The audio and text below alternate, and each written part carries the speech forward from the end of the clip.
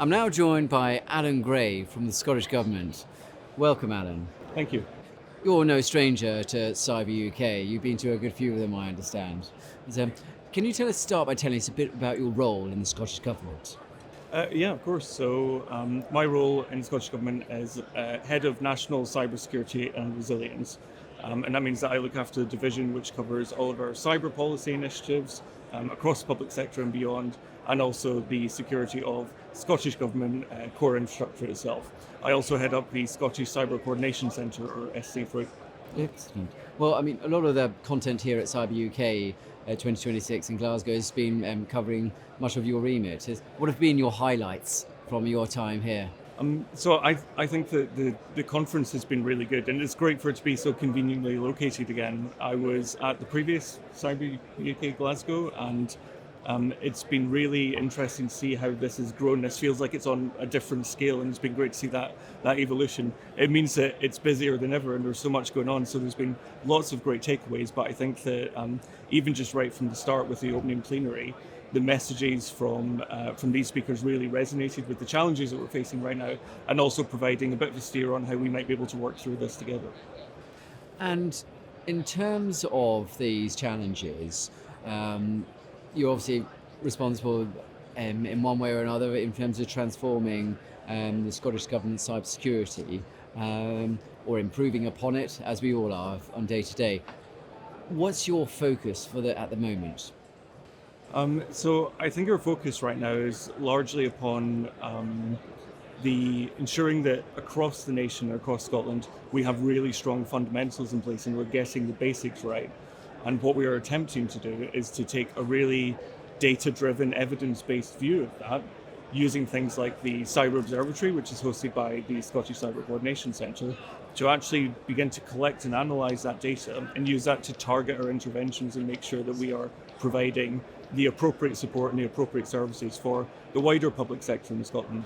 Can you just expand on the observatory? What is it? Yeah, so the Cyber Observatory is a technical platform that SC3 use, and it ingests a lot of data both from and about public sector organisations in Scotland, which allows us to take a much more rounded view of where our risk and exposure sits within the public sector, and therefore allows us to help these organisations and provide them with more insights themselves so that they can take action, so that we can develop services to help them. And as part of that, what are the challenges that you're particularly facing?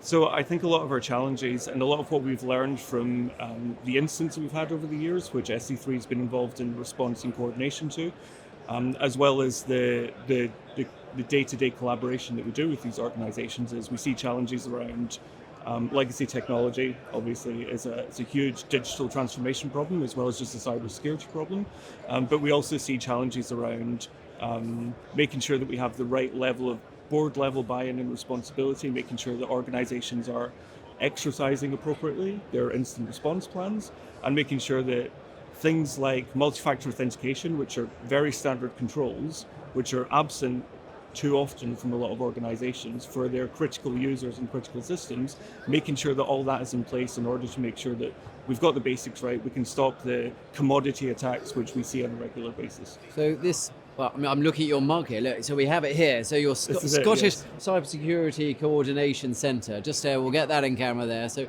we have that. But let's just point that way. So combination between government, industry, we've heard a lot about it, and people know that the importance of that.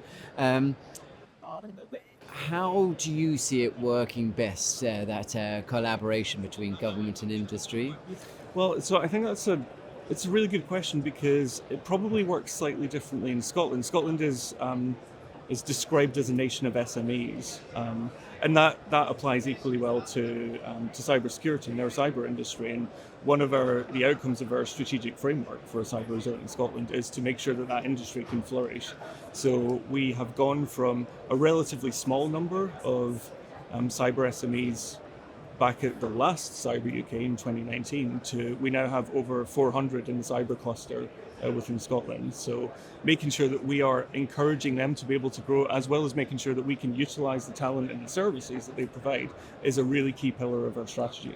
Gosh, so in the last, 7 years, that's changed dramatically. Yeah, there's been fantastic growth, and the challenge now is to make sure that we can continue to help that industry to flourish and continue to see that growth going forward.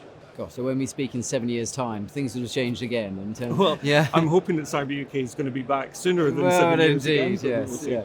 And in terms of the talent, you mentioned talent and skills. Where does that fall in with the whole remit of the Scottish Government on building cyber skills? So we also have a dedicated work stream as part of the strategic framework, which is about learning and skills.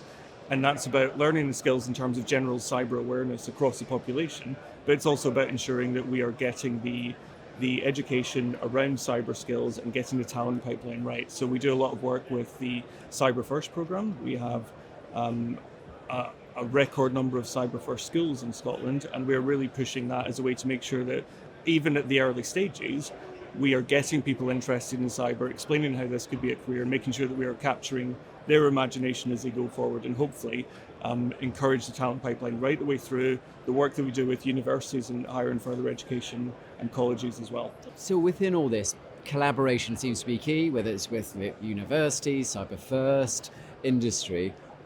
How does the Scottish Government and the SC3 collaborate with the UK government and counterparts in the UK? So the collaboration with the UK government is actually key to a lot of our success here. We have NCSE actually embedded as part of the Scottish Cyber Coordination Centre, along with other key partners like Police Scotland, and we work really closely with colleagues in the Government Cyber Unit in DCIT to make sure that we are able to collaborate and we are able to work together on some of the problems which span across the whole of the UK.